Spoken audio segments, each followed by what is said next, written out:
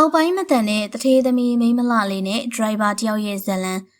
စားတော့ဆိုင်ထဲမှာမိန်းမလှလေးတယောက်တည်းထိုင်နေရကိုတွေ့ချိန်မှာဒက်စတင်ဆိုတဲ့အမျိုးသားကချင့်ကပ်လာပါပြီ။ပြီးတော့ဇပွဲမှာထိုင်လို့ရမလားလို့မေးပါတယ်။ခလိုဝီဆိုတဲ့မိန်းမလှလေးဟာထိုင်ကုန်ပေါ်ကိုရေလောင်းချလိုက်ပြီးတော့စိုးနေတယ်လို့အဖြေပြန်ပေးလိုက်တာပါ။ဒါပေမဲ့ကောင်မလေးကိုသဘောကျနေတဲ့ဒက်စတင်ကတော့ထိုင်ကုန်ဆူဆူပေါ်မှာထိုင်ချလိုက်ပါတယ်။ဒီအချိန်မှာဇပွဲတို့ရောက်လာပြီးရေရီဆိုနေတဲ့အကြောင်းမေးခဲ့ရပါ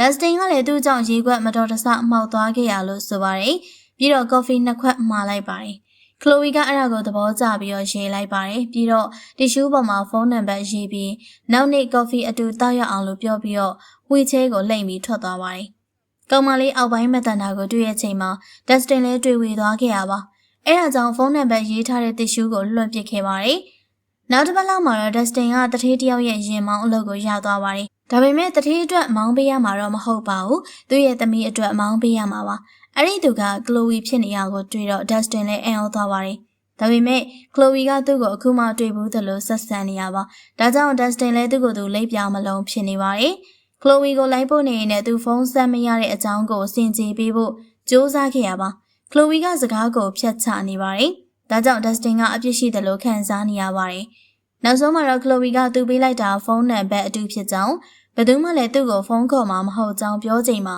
ဒက်စတင်တယောက်ရှက်သွားတယ်လို့တနာတဲ့စိတ်တွေလည်းဖြစ်သွားပါတယ်။အိမ်ပြန်ရောက်တဲ့ချိန်မှာကလိုဝီရဲ့အဖေဖြစ်သူကဘာစကားတွေကြားရအောင်မလဲဆိုပြီးစောင့်ကြိုနေပါတယ်။တကယ်တော့ကလိုဝီအတွက်ဒရိုင်ဘာပြောင်းခဲ့တာဒါဇင်ကျော်နေပါပြီ။တယောက်မှလည်းကလိုဝီကစိတ်တိုင်းမကြခဲ့ပါဘူး။ဒါပေမဲ့ဒီနေ့တော့ဘာတမ်းမှမကြားရတဲ့အတွက်အခြေအနေကောင်းတယ်လို့အဖေဖြစ်သူကတွက်လိုက်ပါတယ်။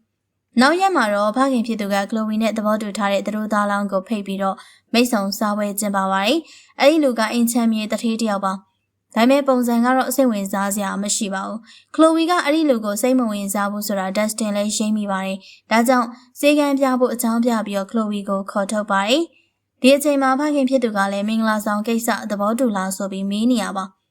ကလိုဝီကသဘောတူတယ်လို့အဖြေပေးလိုက်ချိန်မှာတော့ဒက်စတင်လည်းကြောင်သွားပါတယ်။ဒါကြောင့်ဒက်စတင်လည်းကားရဲရောက်တဲ့ချိန်မှာကလိုဝီရဲ့ဆုံးဖြတ်ချက်ကိုမေးနေကြရပါ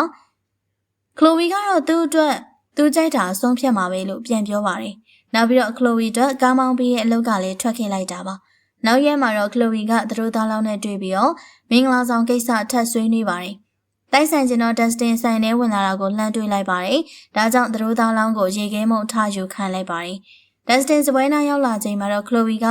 ထိုင်ကုန်ပေါ်ကိုရေလောင်းချလိုက်တာပါ။ဒါကိုတွေ့ရဒက်စတင်ကထိုင်လို့ရလားဆိုပြီးမေးပါတယ်။ကလိုဝီကလည်းထိုင်ကုန်ရေဆိုနေတယ်လို့အဖြေပြန်ပေးခဲ့ရပါ။ဒါပေမဲ့ဒက်စတင်ကပြုံးကြီးထိုင်ချလိုက်တယ်။ဒီအချိန်မှာပဲကလိုဝီကတီရှူးပေါ်မှာဖုန်းနံပါတ်ရေးပြီးတော့ဒက်စတင်ကိုပေးလိုက်တာပါ။ဒီတစ်ခါတော့ဖုန်းနံပါတ်အမှားမဟုတ်ပါဘူး။ဒက်စတင်ကလည်းချက်ချင်းဖုန်းဆက်ပါတယ်။ပြီးတော့သူနဲ့ထွက်လွယ်ဖို့လိုက်မလားလို့မေးနေခဲ့ရပါ။ကလိုဝီကလည်းခေါင်းငိမ့်ခဲ့ပါတယ်။အဲဒါကြောင့်ဒက်စတင်လည်းကလိုဝီရဲ့ဝီချဲကိုတွန်းပြီးတော့အပြင်သွားဖို့ပြင်နေခဲ့ရပါ။ရေခဲမုံနဲ့ပြန်ရောက်လာတဲ့သူတို့သားကဘယ်သွားမလို့လဲလို့မေးချိန်မှာ